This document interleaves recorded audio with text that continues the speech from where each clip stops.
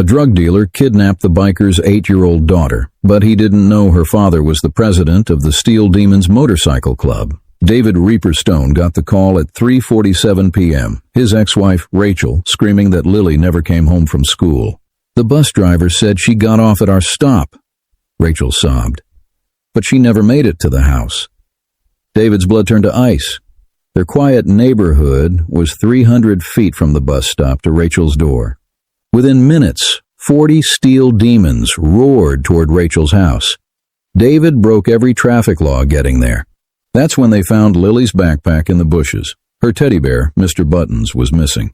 The bear David had given her with a tracker sewn inside, just in case. "She's moving," Snake announced, watching his phone. "North on Highway 9, about 40 miles out." David knew that area. It was Carlos El Lobo Mendez's territory, the cartel lieutenant who'd been pushing drugs through their county. The same man David had refused to let use his bike shop for drug smuggling last month. "This is a message," Tank growled. "Carlos took her because you said no to his business." David pulled out his phone and called Carlos directly. The dealer answered on the first ring, laughing. "Missing something, Reaper?" "If you hurt her, I'll burn your entire world down," David promised. "You threatened my business," Carlos said. "Now I threaten your family. Bring me $100,000 and sign your shop over to me, or little Lily disappears forever." "I'll bring your money," David lied. "Where?" "The old warehouse on Miller Road. Come alone, or she dies." David hung up and looked at his brothers. "Nobody hurts my little girl." They tracked the teddy bear to an abandoned building 20 miles from the warehouse. Carlos was keeping Lily somewhere else, planning an ambush at the exchange point. "He's got at least 15 guys," Diesel reported from surveillance. "Armed heavy." "I don't care if he has 50, David said. "We're getting Lily back." But they needed to be smart. Carlos had connections everywhere, including corrupt cops on his payroll. That's when unexpected help arrived. Detective Tom Miller pulled up to the clubhouse, every gun pointed at him instantly.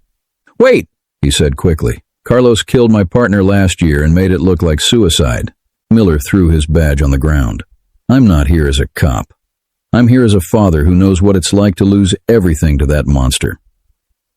If you believe bikers are the good people, click the like and subscribe button to show us your support.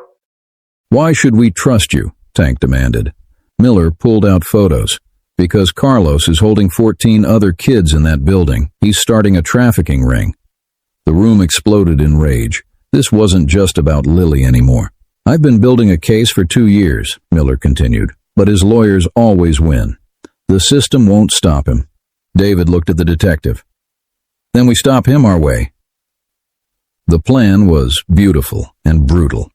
First, they needed Carlos to believe David was coming alone, so David rode to the warehouse by himself while his brothers took different routes to the real location. Carlos was waiting with 20 men, all armed. "Where's my money?" Carlos demanded. "Where's my daughter?" David countered. "Safe, for now." Carlos smirked. "But you came alone, like a fool." That's when David smiled. "Did I?" The sound of motorcycles filled the air, not just 40 steel demons, but 200 bikers from every club in 3 states. They'd all answered the call to save children. Carlos went pale. "You brought an army to a business negotiation?" "This isn't business anymore," David said. "You took my daughter. You took other people's daughters." "You can't prove anything," Carlos shouted. "We don't need to prove it," David replied. "We just need to know it." Meanwhile, the rest of the steel demons had reached the building where Lily was held. They found something that made them sick. 14 kids tied in the room, ages 6 to 12. Some had been missing for weeks. Lily was in the corner, holding Mr. Buttons tight, trying to be brave. "Daddy's friends are here," Tank told her gently. "You're safe now." But Carlos had backup coming. 30 more cartel soldiers racing toward both locations.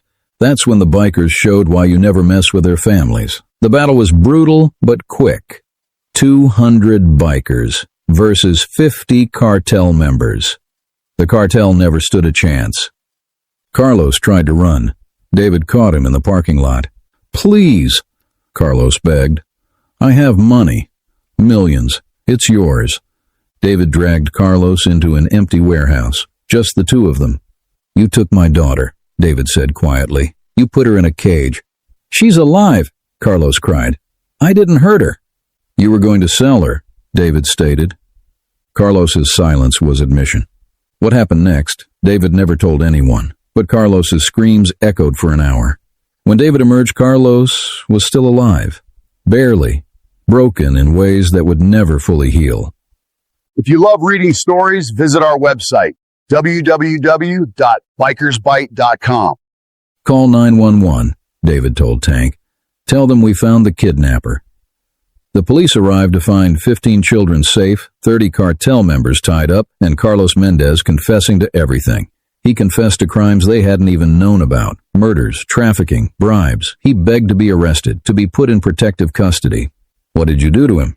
Miller asked David quietly. I showed him what fathers do to men who hurt children, David replied. The evidence at the building was overwhelming. Drugs, weapons, and paperwork showing the entire trafficking network.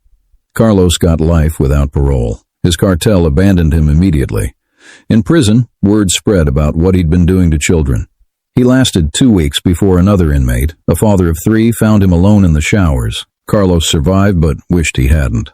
Lily was physically unharmed but had nightmares for months. The steel demons took turns standing guard outside Rachel's house every night until the dreams stopped. The other 14 children were reunited with their families. Each family was adopted by different motorcycle clubs, protected and supported.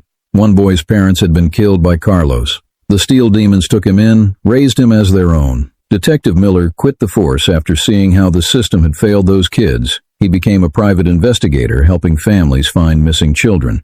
3 months later, another dealer tried to move into Carlos's former territory. He found his drugs burned, his money gone, and a message painted on his wall. We're watching. Touch a child and die. He left town that night. The warehouse where Carlos had kept the children was demolished. The bikers built a playground there instead. A place where kids could be safe and happy. Lily still carries Mr. Buttons everywhere. The tracking device is still inside, along with a panic button, David added. Just in case? Rachel asked when he told her. Never again, David corrected. The steel demons changed after that day. They went from just a motorcycle club to guardians of their community. Any missing child, any suspected abuse, any dealer targeting kids, they handled it. Sometimes legally, sometimes not. Always effectively. Carlos Mendez still lives, if you can call it living. Paralyzed from the waist down from his prison attack, fed through a tube because other inmates keep poisoning his food. Every year on the anniversary of the kidnapping, he gets a photo in the mail.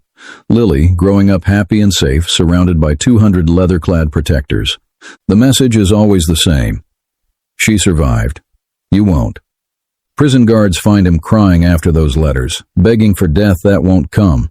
He's on permanent suicide watch, forced to live with what he did and what was done to him.